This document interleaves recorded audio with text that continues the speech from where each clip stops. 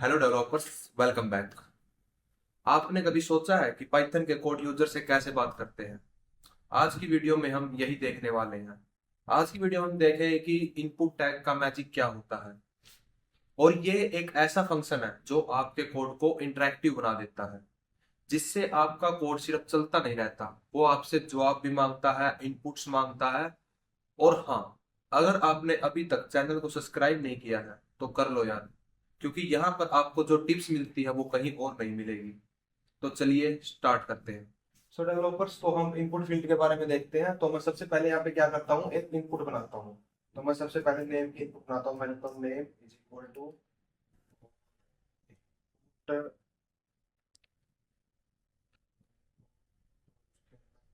Quotes. जो भी हम इनपुट के अंदर क्वेश्चन देंगे वो हमें डबल कोट्स के अंदर लिखना होगा, क्योंकि ये स्ट्रिंग है। ये वैल्यू एज इट प्रिंट होगी, इसके बाद हम इनपुट देंगे। तो मैं यहाँ पे लिखता हूँ एंटर योर नेम। यहाँ पे नेविगेशन सजेशन में, तो यहाँ पे मैं क्या क्लिक करता हूँ, तो यहाँ पे मैंने लिखा एंटर योर नेम। तो जो हमारी इनपुट फील्ड है वो क्या करेगी, हमसे पूछ रही कि आपका नाम क्या है। तो जैसे ही हम यहाँ पे इनपुट देंगे तो वो क्या है, नेम के अंदर स्टोर हो जाएगी, जो वैल्यू जो हम इनपुट में देंगे। तो मैं यहाँ पे लिखता हूँ प्रिंट नेम। मैंने यहाँ पे नेम प्रिंट किया और मैं इसे करता हूँ रन। तो यहाँ पे इसने मांगी इनपुट एंटर योर नेम। तो मैं यहाँ पे लिखता हूँ और करता हूँ एंटर। तो इसने क्या किया, वैल्यू प्रिंट तरुण, क्योंकि तरुण क्या थी, नेम के अंदर सेव हो गई, जो वैल्यू मैंने यहाँ पे दी है। अगर मैं यहाँ पे और वैल्यू दूंगा वो भी नेम के अंदर सेव हो गई, और वो क्या होगी, बाद में क्या करेगा ये, उसी वैल्यू को क्या कर रहा, प्रिंट कर रहा है, क्योंकि मैंने क्या नेम को प्रिंट करवाया है। तो जो हमारा फिर नेक्स्ट है, तो नेक्स्ट हम क्या करते हैं, इसको हम प्रिंट के अंदर भी ले सकते हैं। अगर हमें चाहिए कि हमें इनपुट फील्ड क्या करनी है, प्रिंट के अंदर लेनी है, तो हमें सिंपली यहाँ पे इसके अंदर जाके इनपुट लिखना है, इनपुट और इंटर योर नेम। सॉरी, हम यहाँ पे नेम की जगह पे एज कर लेते हैं, क्योंकि इससे आपको ऊपर नेम वो मांगेगा ना, तो यहाँ पे एज हो जाएगी। तो मैं क्या करता हूँ, यहाँ पे इसको रन करता हूँ। तो शुरू में इसने क्या रन किया, नेम वाला, इनपुट इंटर योर नेम। तो मैं यहाँ पे करता हूँ इंटर योर नेम पे करूँ, और फिर इसने पूछा कि आपकी एज क्या है, मैंने यहाँ पे देखा 20, और मैं कर दिया। तो यहाँ पे जो है 20 जो प्रिंट हुआ, क्यों, क्योंकि प्रिंट के अंदर जो हमारा इनपुट टैग है उसमें मैंने एज की वैल्यू दी है। इसने पूछा कि आपकी एज क्या है, तो मैंने उसकी वैल्यू दी है इसमें। जो मैंने नेम में वैल्यू दी है, जो तरुण नाम की जो वैल्यू गई है वो नेम वेरिएबल में गई है, और नेम को मैंने प्रिंट करवाया नहीं है। अगर मैं इसके आगे नेम को प्रिंट करवाऊं तो मेरा जो है नेम को प्रिंट होगा, वरना क्या प्रिंट हो रही है, मेरी अकेली एज। अभी हम इससे एक एग्जांपल उठाते हैं। हम क्या करते हैं, कैलकुलेटर बना के देखते हैं। क्योंकि इनपुट हमें कैलकुलेटर में क्या करना होता है, दो संख्या देनी होती है इनपुट में, और उन्हें हम क्या करते हैं, ऐड करके, उनके ऊपर फंक्शंस का यूज करके हम उसे क्या करते हैं, प्लस या माइनस करते हैं, सब्ट्रैक्ट, ऐड, और जो हमारे फंक्शंस होते हैं वो यूज करते हैं। तो सबसे पहले हमें इसके अंदर दो संख्या लेनी है।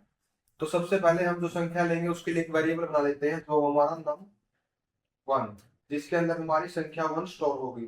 तो मैं enter your enter a number, ठीक है, फिर और अपना फिर क्या आएगा, इंटर अनदर नंबर। ये सजेशन दे दिया मैंने इसको। तो इसने क्या किया, अभी मैंने क्या किया, यहाँ पे एक बार आप चेक करो। मैंने लिखा name is equal to input enter a number, name is equal to input enter another number. ठीक है, इसमें क्या होता है, जैसे नम वन मैंने जो लिया है, वो क्या, उसमें क्या होगा, जो मैं पहली संख्या, जो पहले जो इनपुट है उसके अंदर संख्या डालूंगा वो नम वन में स्टोर होगी, जो सेकंड संख्या डालूंगा वो नम टू में स्टोर होगी। अब मैं क्या करता हूँ, इसको रिजल्ट नाम का एक वो ले लेता हूँ, RUSCLT रिजल्ट, और इसके अंदर मैं स्टोर करवा देता हूँ इंट नम वन और इंट नम टू। अभी मैंने इंट नम वन और इंट नम टू क्यों किया, ये एक सवाल है कि भाई आपने नम, जब आपने ली वैल्यू कि inter number one inter another number, जो मैंने वैल्यू ली है उसके अंदर मैंने फिर बाद में क्या किया है, इंट लगा के की चीजें, int num one plus int num two. मैं इनको सीधा तो लिख सकता था। ये क्यों किया मैंने, क्योंकि आप ऊपर देखो, जैसे मैंने इनपुट के अंदर वैल्यू ली, तो इनपुट के अंदर मैंने जो इंटर नंबर दिया ना, उससे पहले मेरा यहाँ से स्ट्रिंग स्टार्ट हो गया था इसके अंदर। अभी जो वैल्यू आएगी वो इसके अंदर आएगी, तो वो वैल्यू किस में प्रिंट होगी, स्ट्रिंग में। अगर मैं स्ट्रिंग को ऐड करूंगा, अगर मैं नम वन से नम टू को ऐड करूंगा, दोनों स्ट्रिंग है, तो मैं अगर स्ट्रिंग में स्ट्रिंग को ऐड करूंगा, अगर मैंने यहाँ पे 5 दिया, यहाँ पे 6 दिया, तो 56 बना देगा। और इसी को मैं चेंज करने के लिए मैंने क्या किया, यहाँ पे इंट बना दिया। जो यहाँ पे ऊपर स्ट्रिंग में जो वैल्यू गई थी उसको मैंने क्या किया, यहाँ पे इंट में कन्वर्ट कर दिया, जो num1 की वैल्यू है और num2 की वैल्यू है। अगर मैंने अगर आपको दिखाऊं, देखो रुको आपको मैं वो भी दिखा देता हूँ कि अगर मैं इसको इंट में नहीं देता तो कैसे ये रन होता। और ये आप सजेशन मतलब थोड़ा ज्यादा ध्यान मत दीजिए, क्योंकि अभी ऑफ नहीं हो रहे, कोई प्रॉब्लम है मेरे VS कोड में, जो दोबारा इंस्टॉल करना पड़ेगा, तो उसके बाद ये ऑफ हो जाएंगे। तो क्या है, result is equal to num1 plus num2।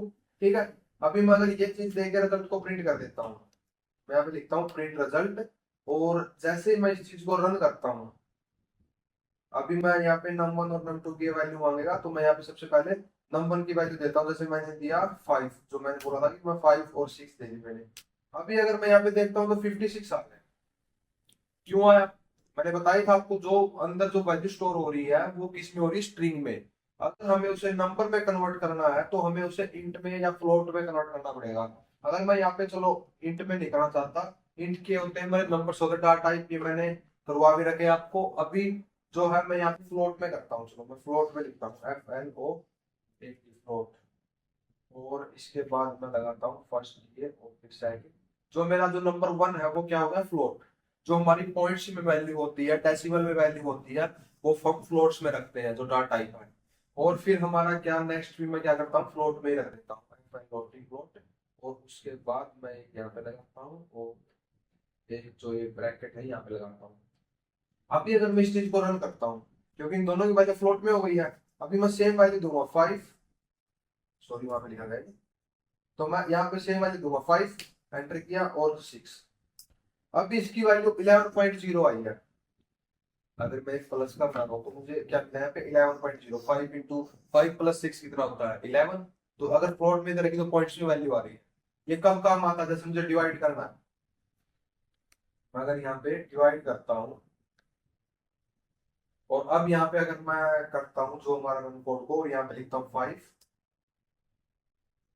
ये फिर वहां पे लिखा गया, सॉरी, डिवाइड, और मैं यहाँ पे लिखता हूँ 5 और फिर 6। तो आप देखो जो वैल्यू आई है वो 0.8683333333 से ऐसी वैल्यू जो हमारे पास है वो आई है। अगर आप यहाँ पे नोटिस करोगे तो हमारी वैल्यू का वो आई है। और अगर मैं अभी क्या करता हूँ, इसको इंट में देता हूँ, तो इंट में क्या करेगा, ये पॉइंट्स की वैल्यू नहीं उठाएगा। ठीक है, तो ऐसे हम क्या करते हैं, इनपुट्स को देते हैं, और जो हम इनपुट्स देते हैं वो हमारी जो स्ट्रिंग है उसके अंदर स्टोर होती है, ना कि हमारी इंट के अंदर या फ्लोट के अंदर स्टोर होती है। क्योंकि हम देखो यहाँ पे हमने स्ट्रिंग ही दे रखा है, तो इसलिए जो इनपुट के अंदर जो वैल्यू स्ट्रिंग होगी वो डबल कोट्स के अंदर स्ट्रिंग के अंदर क्या होगी, वो है स्टोर होगी, क्योंकि वो डबल कोट्स के अंदर स्टोर हो रही है। और अभी अगर इससे हमें एक और एग्जांपल लेते हैं, इसके अलावा एक आपके लिए टास्क भी है, और मैं उसका एग्जांपल ले लेता हूँ जो आपके लिए टास्क देने वाला हूँ। तो मैं इसको बिठाई देता हूँ यहाँ से। तो मैं सबसे पहले यहाँ पे दो चीजें लेता हूँ। सबसे पहले मैं लेता हूँ नेम।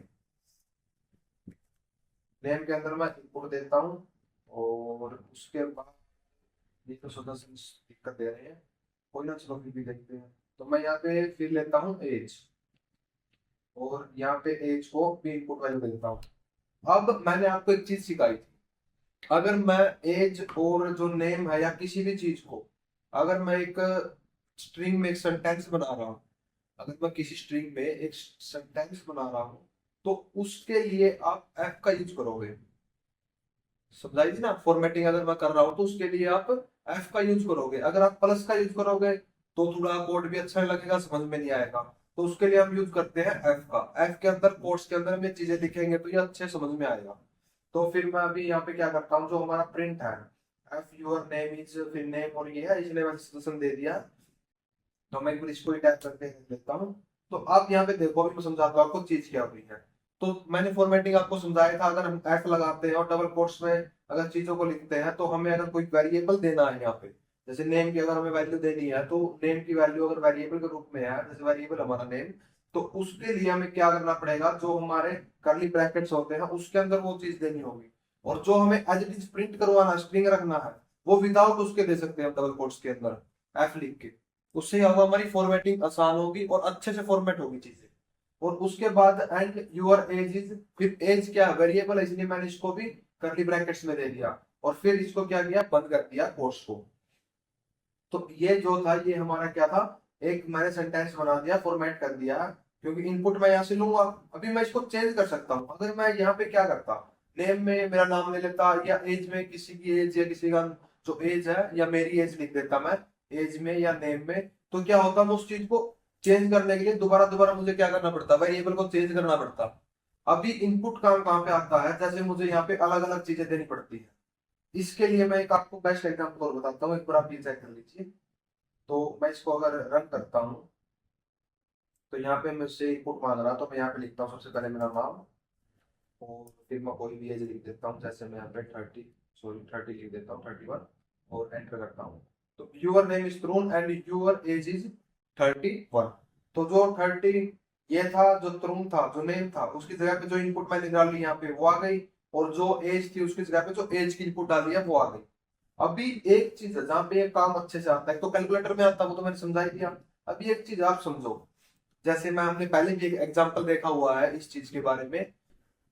आपने क्या किया, आप किसी भी जो आपका इंस्टीट्यूट है, या आप कहीं पे जा रहे हो, या आपने कोई चीजें, मतलब कोई इंस्टीट्यूट या आपके पास कोई स्कूल, तो आप क्या कर रहे हो, आप उस स्कूल में जैसे बच्चे हैं, किसी बच्चे के आपको परसेंटेज के लिए एक मापदंड चाहिए कि भाई मुझे ये मापदंड है, हमारी परसेंटेज इस तरीके से होगी, ठीक है। ये आपको चाहिए कि मुझे एक लेटर है, ये लेटर लिखना होता है, और इसमें बस नेम चेंज करना है, नेम या दो तीन चीजें चेंज करनी है, तो वो आप आसानी से कर पाओगे एक पूरा लेटर लिखने की बजाय। और दूसरी चीज, जैसे मैंने जैसे वो बताया कि आप एक मापदंड सिलेक्ट करते हो, तो मैं अगर यहाँ पे परसेंटेज के लिए मापदंड सिलेक्ट करता हूँ, तो मैं जो बच्चे के सब्जेक्ट्स है, जो सब्जेक्ट्स के हिसाब से जो अंक है, वो यहाँ पे क्या कर सकता हूँ, यूज कर सकता हूँ। बार बार चेंज होते रहेंगे अंक, तो बच्चा आएगा अंक चेंज, पहले नेम लिखते हैं भाई ये इसके है, इतने अंक इतने अंक, तो परसेंटेज वगैरह नीचे निकल के आ जाएगी।